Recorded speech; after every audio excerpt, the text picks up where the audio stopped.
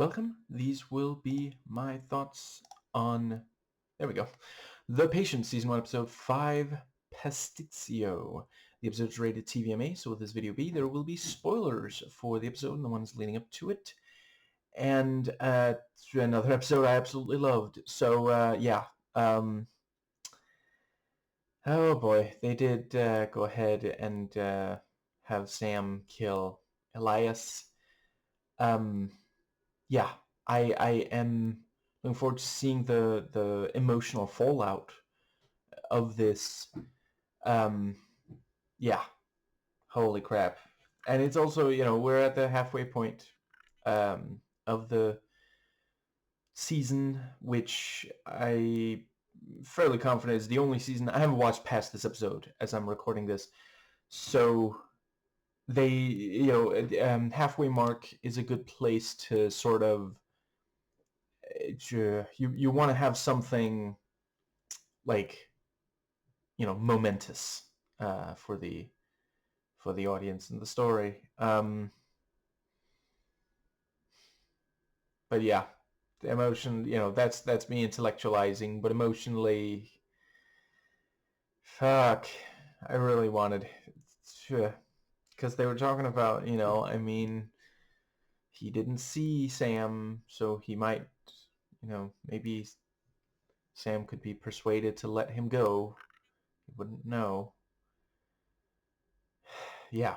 Let's see. I think, yeah, I appreciated the way that we got a little bit more, the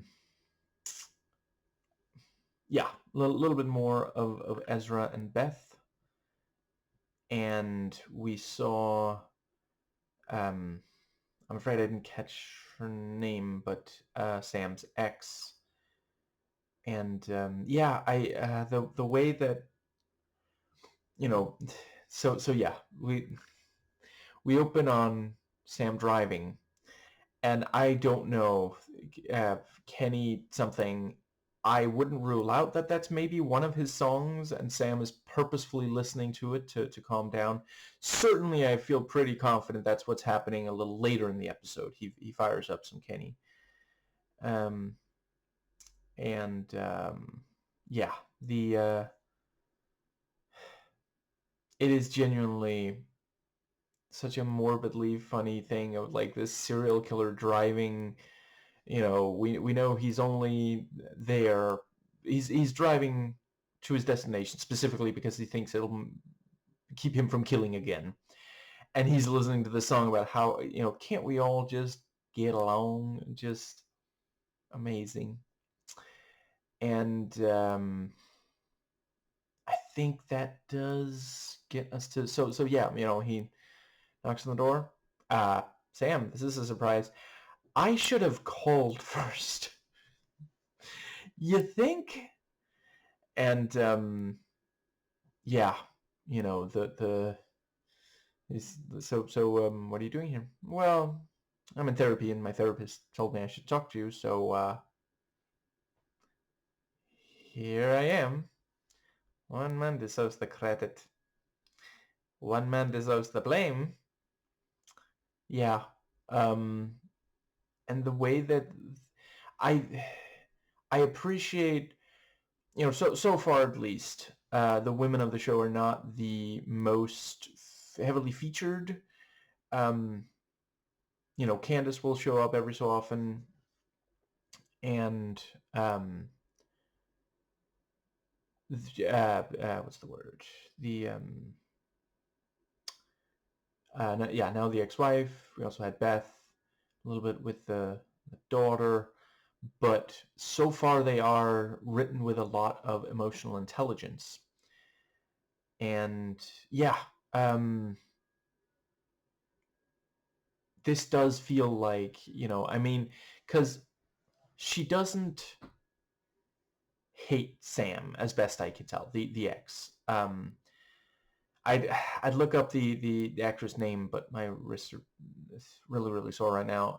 But you can tell, like, yeah, they used to be together. They used to, you know, I get the sense that they used to love each other, and she doesn't love him romantically anymore, but she does, like, when he shows up like that, she is thinking, like, is he okay? She's not like, get the fuck away from me kind of thing. Because, like, there is a door there before she lets him in. Like, hypothetically, she could just, like, open it slightly, see that it's him, and say, I thought I made myself clear. I don't want anything to do with you. Close the door, lock it.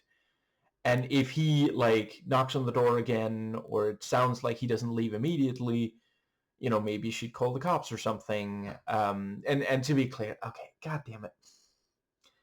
The world is so complicated today. Obviously, I'm not saying that would necessarily, I appreciate that in real life, a lot of the time, cops do not help women who need help against violent men, and a number of other situations, ACAB, but I'm saying in a lot of American media, so far this show doesn't feel ACAB to me. So I don't think they were saying, well, the cops wouldn't have helped anyway.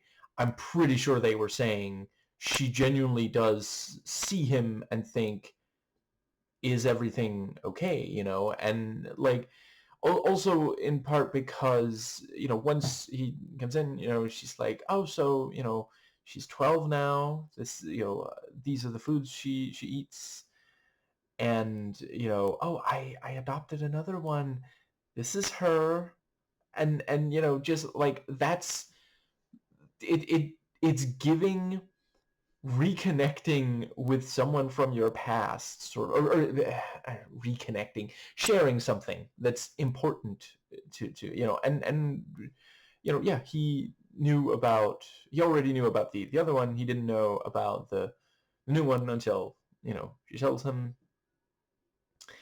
And I want to briefly talk about the effect it has on him, but first I do want to note, I love that, so we have, like, this sort of, shit, I want to say it's like a medium shot on, yeah, we have medium shots on them. And, then there's the food mention, and he's like, oh, I don't know what that is. And she's like, I thought you would, what with you going out to restaurants all the time. And then we get, like, closer to close-ups of the two of them, and, like, we the audience are thinking, oh, no, no, no, no, no. But thankfully, it doesn't go in the direction. I was also thinking, when she opens the door and she says this is a surprise, I was thinking, if, like, a guy walks up from behind her and says, who's this, or yells from off screen, honey, who is it, or something, like, oh god, this is not gonna go well. But no, she is, yeah. And let's see, I think that yeah. And then it's like, you never picked up your lazy boy. Do you want it now? Again, like, that's, she, the there is still some positive emotion there, and I think that, yeah. And then, they're carrying it, and it's such a wonderfully darkly comical kind of, because, like, they're carrying this. It's like, oh, can you lift it? Oh, okay, never mind. I'll open this thing, then we just have to push it, you don't have to lift anymore. And then he drives away with, and then when he comes back, he's like, I got the chair back. Just wow. And let's see, I think, yeah. So the yeah, Elias, and Alan talking, and he says, think of some therapist reason, which is the accepted vernacular, of course, for you to bring me out there. And I love that we don't see Alan, like, agree to it. We don't see more planning happen. And so when he does near the end of the episode say it, it's like, okay, but did they, have they, do they have more of a plan? And is there maybe any kind of like, what's the word? Does he, um, yeah, I mean, I don't know. I guess in retrospect, I shouldn't have even thought that, like, because obviously they're not, it's only halfway through the show. He's not going to escape and get Alan with him. So, and if he did escape, the show would change. If he had any way to lead the cops back there, what's going to happen? Like, is Sam going to move Alan? It would change the dynamics very significantly. The reason I don't think that the show, I saw some people saying that they felt like the show had wasted their time by getting, we're getting invested in Elias, and then, halfway through the show and only a few episodes, was it episode 3 that ended with him being dragged into and then over the episode 4, we bonded with him as Alan did. But yeah, the reason I don't feel like the show wasted my time is and I don't know, maybe I'll end up changing my mind, but right now I'm thinking, what's this going to do because, like, is Alan going to blame himself? Should he have, because that was something I talked about noting in episode 4. Elias kind of accepted when Alan said, okay, you have to be quiet right now. Elias didn't put up a fight. Because, like, I'm not saying it would necessarily have been a good idea or something. I'm not the right person to judge that. But, like, hypothetically, when Candace comes down, what if Elias yells, "Help, you have to let me go"? Alan knows that wouldn't help. But is Elias going to accept Alan, telling him, you have to be quiet now? He did. So hypothetically, could Alan? I'm not saying this is. I'm not saying I'm blaming Alan. I'm saying I have to wonder if Alan's thinking, or will in upcoming episodes be thinking, should I have told him that we have to do something else? Is this my fault? Did I get this man killed? Because he was expressly there to stop him from Sam killing again. And then Elias is brought in here. This is the person that Sam is going to kill if Alan doesn't, do the exact right thing. And we have the line about, I don't know that there's an answer. Sam was always Sam, so, like, we're really thinking, is it possible to use therapy to stop him from killing? Because, like, therapy in real life is a wonderful thing that it doesn't work for everyone. And I don't want to get into a rant, so I'll just say, when it comes to BetterHelp, the Tabernacle did fantastic videos about them. Please watch those if you're at all considering using BetterHelp. But in real life, there are a lot of people who benefited greatly from therapy, including being able to stop doing something that, they wanted to stop doing. They wanted help stop doing it. They got it, and some people are, yeah, it can really make a huge difference. But if the let's see, where was I going with that? God damn it. Thought train jumped tracks. Let's see. So I was saying about how, maybe therapy can't. Yeah. If therapy can help a lot of people, maybe it can't help Sam. Even after all this. So maybe the right move is to try to escape. And when there's two of them, like the yeah, just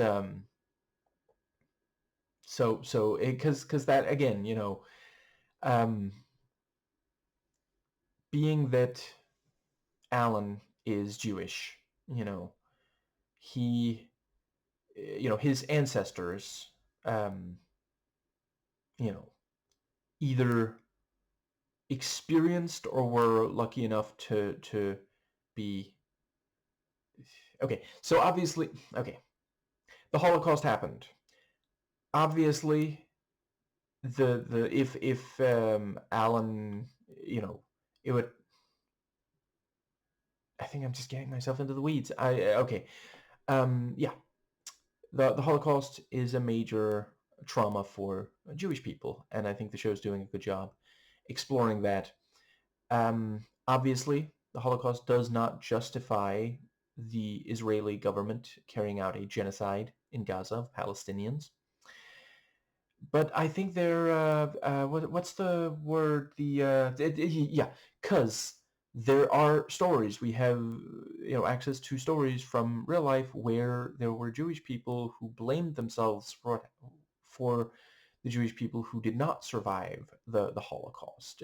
Thinking I should have done this, that, and the other thing to and I think that's what's going to happen now. Alan is going to think, this is just I would have been one of the, if the Holocaust had happened during my generation, I might have survived, but my soul wouldn't have. And to be clear, I'm not saying that it was like simple. I'm not even judging. I'm not the right person at all to decide whether or not any Jewish person did something wrong during that. I'm just acknowledging there are stories where some either blamed themselves or were blamed by others, which is also, survivor's guilt is a thing. It doesn't mean that you did anything wrong. I think that does get us to the let's see. So the um, I guess that's the yeah the part where Elias was talking to and the thing about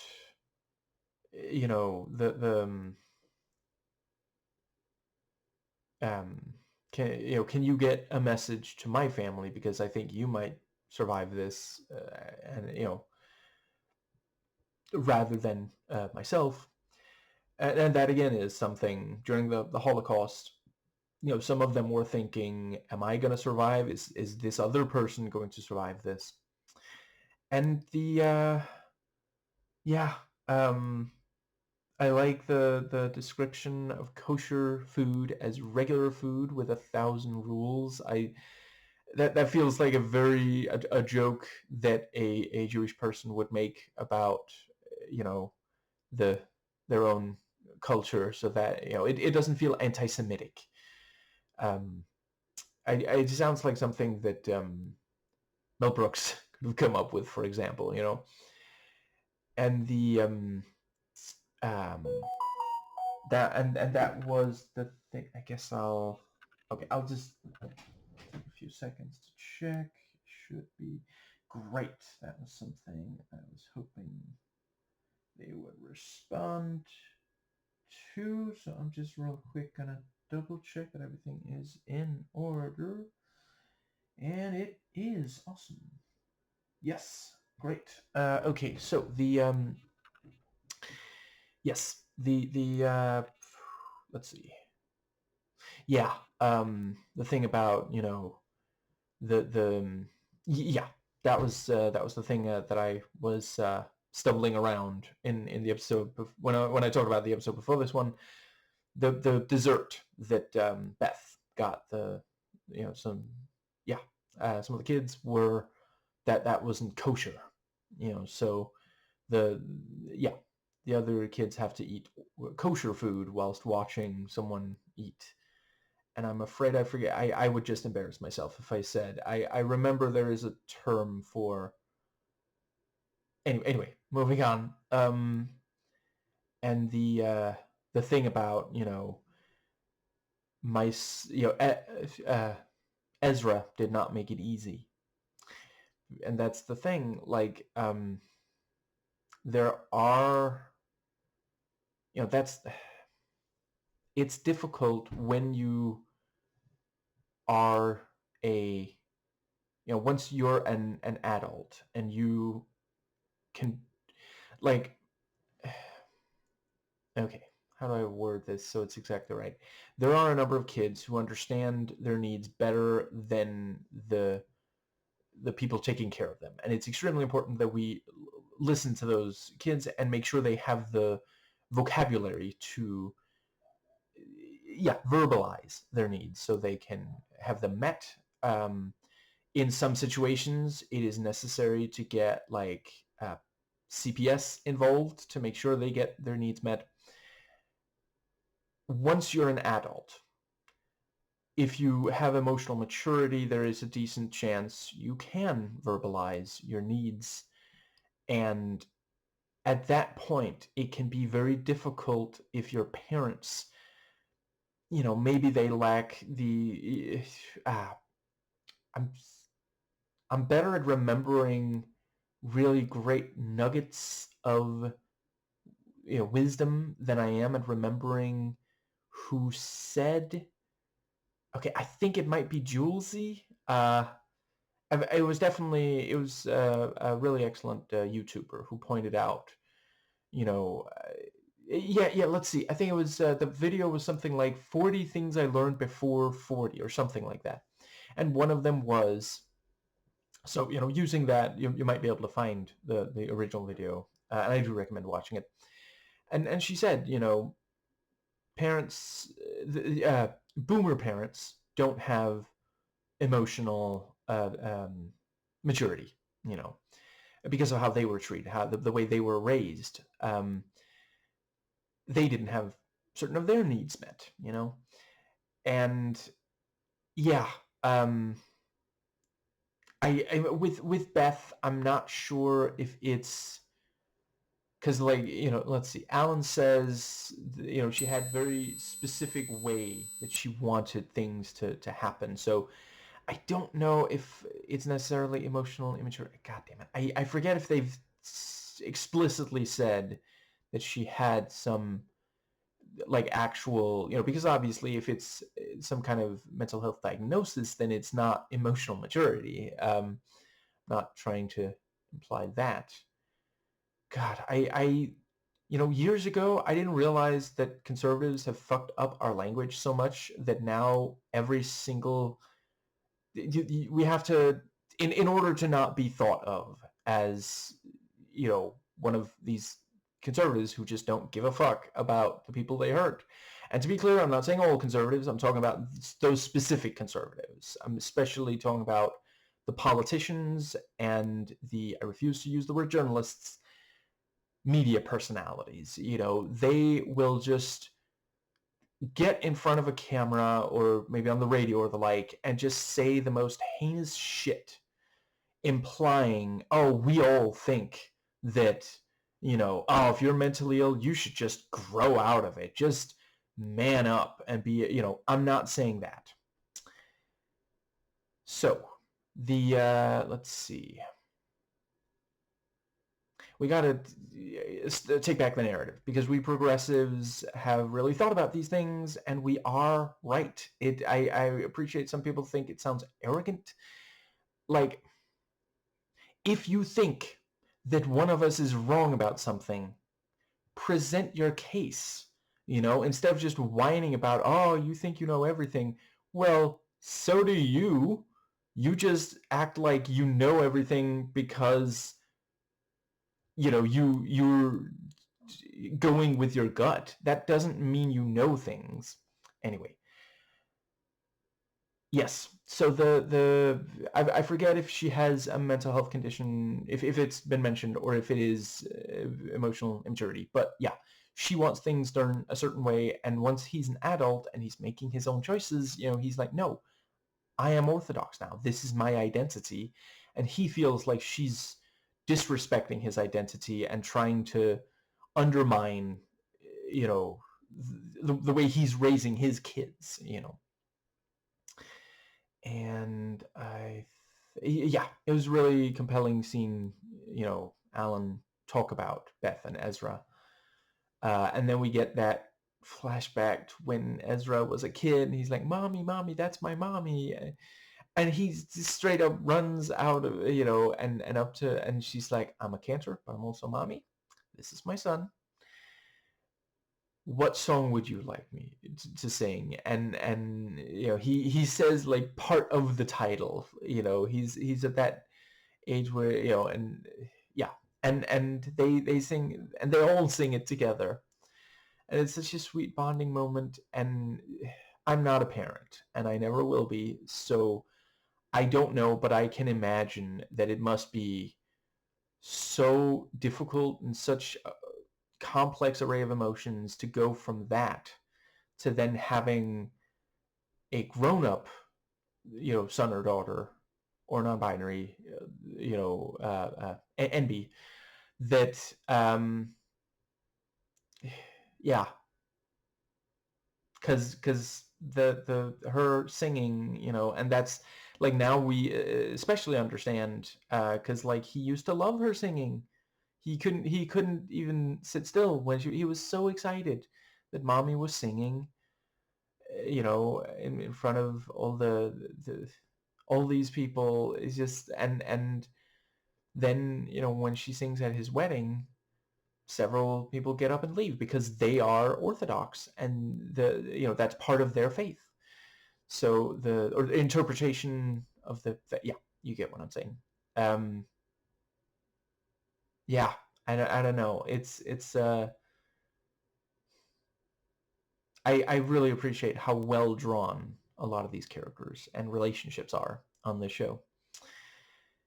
Yeah, I think that pretty much brings us to, yeah. After a while, Alan, like, yeah, like he stops talking, and understandably, Eliza's like, can you keep providing your backstory, please? And it is like, I mean, he, as bad as it is for Alan, at least he has a little bit of, he can move a little, he can see, you know. Elias had his freedom of movement not just restricted but taken away. He literally can't move in there, and the and he's got the tape in front of his eyes so he can't see, and like, it's clearly been some number of hours by now. The Yeah, maybe a day or more or something, because we can see the light from outside, and when it's not there, so it's yeah. um and I like the way that they're now showing his face slightly more than at the end. In the episode before this one, is only at the very, very end. Yeah, I think that does pretty well bring us to the, let's see. I like the thing about, so the next therapy appointment session, right? Session, he's still like very particular about, yeah. And the, let's see. Yeah, when Sam comes back, and oh wait, shit, was there more before? Let's see. Yeah. Let's see. Sam comes back, and the yeah. Okay, it's because there's two separate scenes of Sam in the, yeah. Sam comes back and is, and it's also comical the way that, he starts using the lazy boy, and some of the time he's like doing the fuck, what do y'all call that in English again? Tilting, I guess. Tilting over and over, back and forth, rocking, I guess it's called, around the Christmas tree. And he puts his feet on the table, and is very, because he got the chair. It's heavy. He went to his ex and got the chair, and now he wants to sit in it. And that's also, the fact that that's the first thing he said. I got the chair back. But yeah, and he talks about, oh, there was the adoption. And then he says, can you imagine if I beat the shit out of those kids? Because he can't like everything is filtered through that. He can't see these kids and think it's great that because she sounds so happy to have adopted them. But yeah,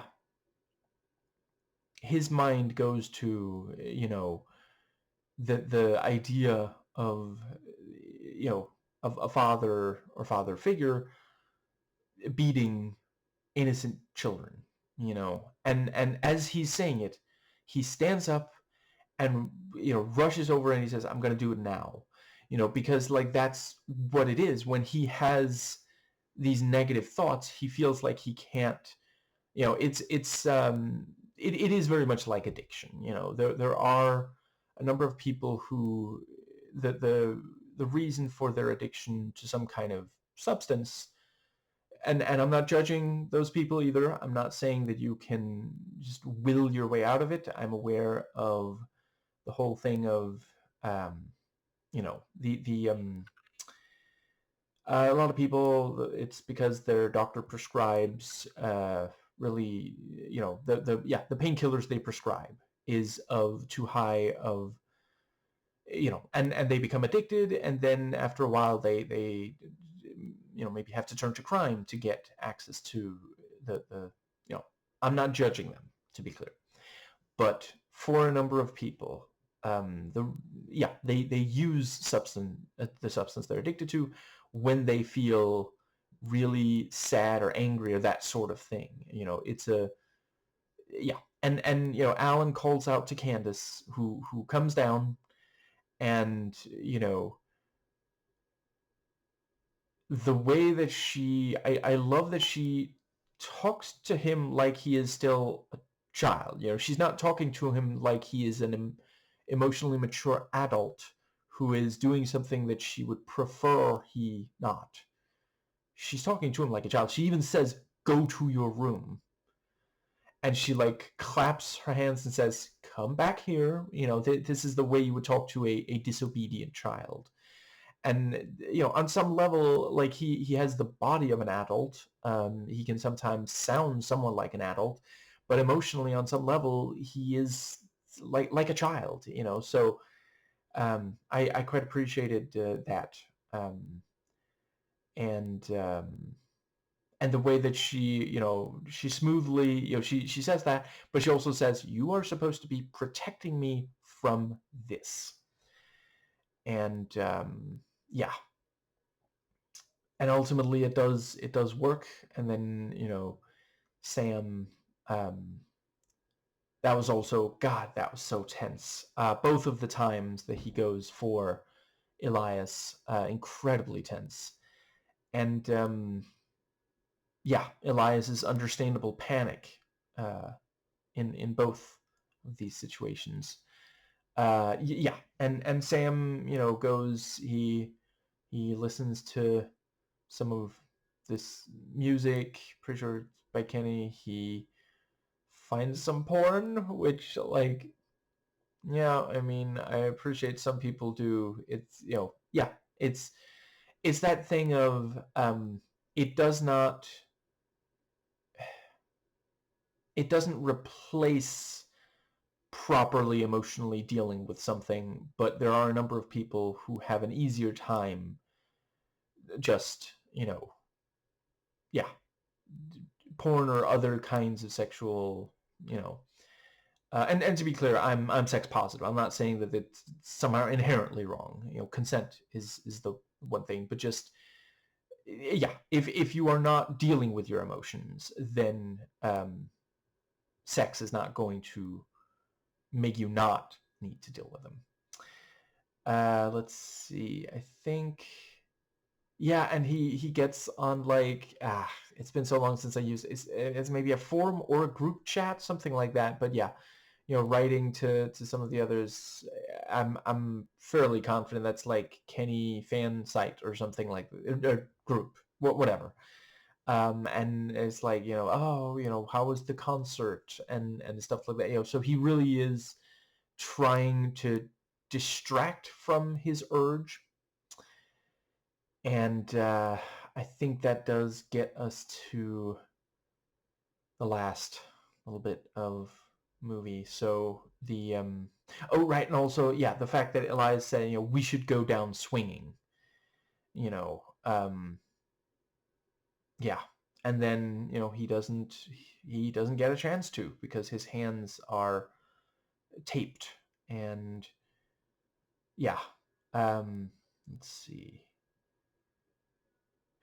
yeah, the big yeah, he Alan talks to Sam, and he points out, you said that you feel like they deserve it, but I don't think that's what's really going on here. And that's also something I appreciate. Again, I've mentioned I do have a lot of fondness for. I've only watched the first 8 seasons of Dexter. I know there was like, is it 2 revivals? Is it even more? I haven't watched those. It's not impossible that I will at some point, but I haven't yet. But those first 8 seasons, again, I don't agree with that kind of thing in real life, but in media it can be cathartic to watch something where, and there, Dexter says that he, they deserve it.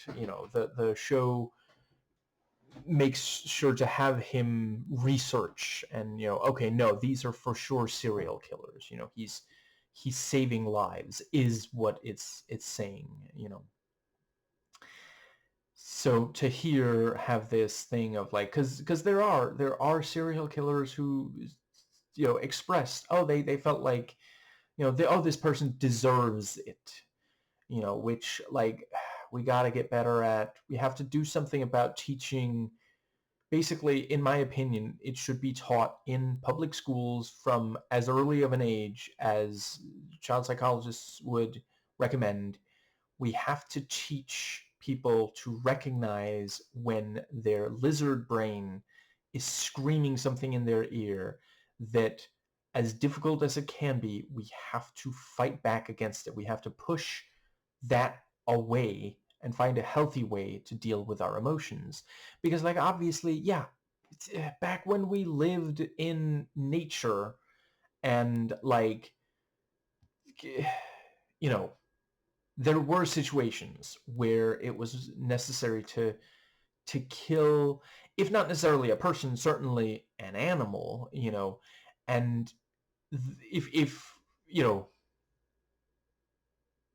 a lot of the time when you see someone kill someone else, or at the very least, engaging in brutal violence against someone else, it is because they could not get their lizard brain under control. Because the human brain didn't really, the way that the human brain evolved is not really tailored to modern life. It's not really tailored to anything, but it was less, um, yeah, there were situations back then where violence, might mean the difference between life or death, where today in modern life, a lot of the time that's not the case at all. And sometimes it's the lizard brain can make it difficult to distinguish between those, But yeah, so Sam, it is very clear for Sam, he's looking for an excuse the way his father was. His father needn't, look for excuses to hurt Sam. And now Sam is looking for excuses to engage in serial killing. And you have and so yeah, Alan says, hey, we should. I'm not saying that the therapy session is now about, for him, but you need to see that he is a person so that you don't want to harm him, and just, yeah, and he starts talking about how he thought of the recipe, and Alan calls out to Candace once it becomes tense, and she doesn't come down, and we do see her, it's not that she was like asleep or out of the building or something. She was there. She's lying there in bed, and she's clearly sad and upset. I let's see. I don't think I did a good enough job in my video on the episode before this one, acknowledging obviously it is not easy to have a someone in your life that struggles to control their violence. Yeah, I don't want someone to think that I don't acknowledge. It is definitely, I'm not judging Candace or anyone in a situation where, it's much easier for people on the outside to like say, oh, well, I would have done this. Well, congratulations, you want a goddamn medal? No, it's not that easy. There are a number of complex, one thing is worrying that the violent person is going to turn their violence on you. Survival is part of, it's something we gotta be careful about judging, because a lot of people who get out of situations like that, they'll really struggle to not blame themselves, to think, oh, I should have done this instead or something.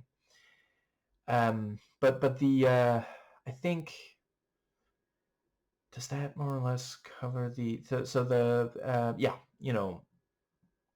Sam gets out of the chair, and you know the yeah, Elias tries to continue explaining about the yeah, right. And I also want to mention the thing about, I continue to really appreciate the way that Alan really does talk like a therapist. Like, they clearly did research on this. The way that, he said something like, I know to you it feels like that. That's the sort of yeah, what's the word? Um, instead of saying you are wrong. But yeah, ultimately, Sam does kill Elias, and I appreciate that they made it take, like, I think from when he first puts his hands on Elias's throat to when Elias is definitely dead, I don't know, 2 minutes or something. Like, they didn't just, because that again, like, I think ideally in media, in fiction, violence should matter. It's and I try not to be a hypocrite about these things, because, like, I do appreciate, like, I enjoy, a lot of media where violence is treated as if it's fun, just the good guys defeating the bad guys, yeah. But I think a lot of the time, maybe most of the time, it should matter. And yeah, watching him die for like 2 minutes when we've spent all this time, you know, really witnessing his humanity, um, yeah, that was, yeah. Um, and I think that pretty well covers, let's see, is there anything at all left I wanted to mention about this episode? Let's see. The um no, yeah, I think that might be all of it. Let's see. So but yeah, the that was it. Sam, like, Sam is really struggling, and of losing, to see Elias as a human being, even when Elias is like, because yeah, he's talking about the stuff that, because it would be one thing if, like, Elias was sitting there saying, maybe you should do your job, better, then we wouldn't be in this situation, or something like that. Poke at some insecurity, knowing or otherwise, which of course would be like, I would understand if he did. We don't always think rationally, especially in tense situations, and this is a rather tense situation. But he's literally, yeah, because Sam just can't see the humanity in Elias. And let's see, I think that might be the yeah, I think